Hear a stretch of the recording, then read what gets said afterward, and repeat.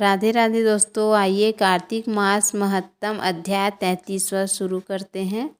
सूत जी ने कहा, इस प्रकार अपनी अत्यंत प्रिय सत्यभामा को यह कथा सुनाकर भगवान श्री कृष्ण संध्योपासना करने लगे।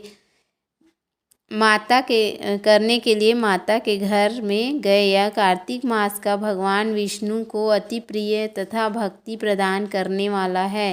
रात्रि जागरण, प्रातःकाल स्नान, तुलसी वट सिंचन, उद्यापन और 5 दीपदान, यह 5 कर्म भगवान विष्णु को प्रसन्न करने वाले हैं, इसलिए इसका पालन अवश्य करना चाहिए। ऋषि बोले, भगवान विष्णु को प्रिय, अधिक फल की प्राप्ति कराने वाले, शरीर के प्रत्येक अंग को प्रसन्न करने वाले कार्तिक महात्म आपने हमें बताया। यह मोक्ष की कामना करने वालों अथवा भोग की इच्छा रखने वाले मनुष्यों को यह व्रत अवश्य ही करनी चाहिए।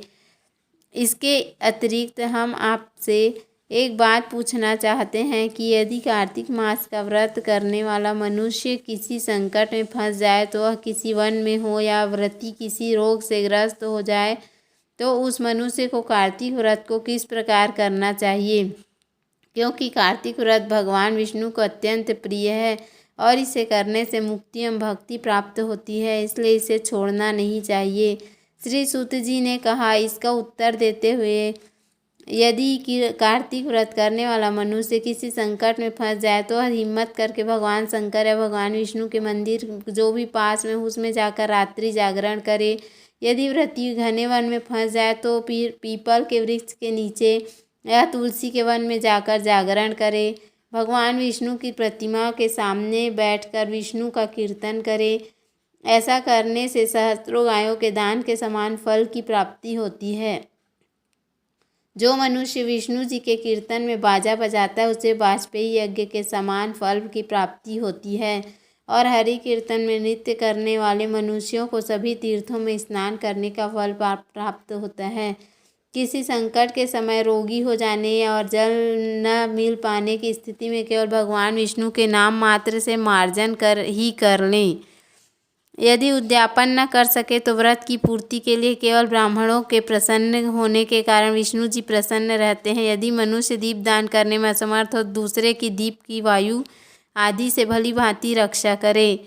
यदि तुलसी का पौधा समीप में न हो, तो वैष्णव ब्राह्मण की ही पूजा कर लें, क्योंकि भगवान विष्णु सदैव अपने भक्तों के समीप रहते हैं।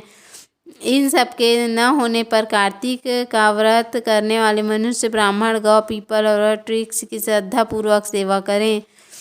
शौनक आदि ऋषि बोले, अपने गौ माता और ब्राह्मणों के समान पीपल और वट वृक्षों को बताया है, और सभी वृक्षों में पीपल तथा वट वृक्ष को ही श्रेष्ठ कहा गया, इसका कारण बताइए।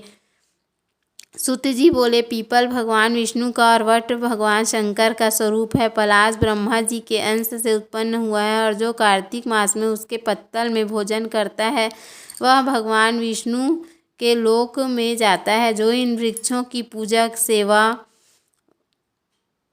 करते हैं, उनके सभी पाप नष्ट हो जाते हैं। ऋषियों ने पूछा, हे प्रभु, हम लोगों के मन में एक शंका है कि ब्रह्मा, विष्णु और शंकर वृक्ष स्वरूप क्यों हुए? कृपया आप हमारी इस शंका का निवारण कीजिए। सूत जी बोले, प्राचीन काल में भगवान शिव तथा माता पार्वती विहार कर रहे थे। उस समय उनके विहार में विघ्न उपस्थित करने के उद्देश्य से अग्निदेव ब्राह्मण का रूप धारण करके वहां पहुँचे। विहार के आनंद में के वशीभूत हो जाने के कारण कुपित होकर माता पार्वती ने सभी देवताओं को शाप दे दिया। माता पार्वती ने कहा, हे देवताओं, विषय सुख से कीट पतंगे तक अनभिज्ञ नहीं हैं। आप लोगों ने देवता होकर भी उसमें विघ्न उपस्थित किया, इसलिए आप सभी वृक्ष बन जाओ। सूत जी बोले, इस प्रकार कुपित पार्वती जी के शाप के कारण समस्त देवता वृक्ष बन गए। यही कारण है कि भगवान विष्णु पीपल, शिव जी वट वृक्ष हो गए। इसलिए भगवान विष्णु का शनि देव के साथ योग होने के कारण केवल शनिवार को ही पीपल को छूना चाहिए, अन्य किसी दिन भी नहीं छूना चाहिए। बोलो श्री हरि विष्णु भगवान की जय। बोलो श्री कृष्ण भगवान की जय। उम्मीद है आपको हमारा वीडियो पसंद आया होगा। यदि हमारा वीडियो पसंद आया तो वीडियो को लाइक करें, चैनल को सब्सक्राइब करें। धन्यवाद।